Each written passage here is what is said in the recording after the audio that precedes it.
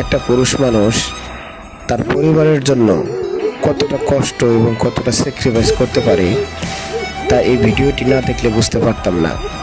আপনারা দেখুন, এই লোকটি তার পরিবারের জন্য সমস্ত সুখ বিসর্জন দিয়ে একটি ভেড়ার পালের সাথে মরুভূমিতে রাত্রি যাপন করতেছে। তার পরিবারের জন্য শুধু একটা পুরুষই এতটা কষ্ট করতে পারে।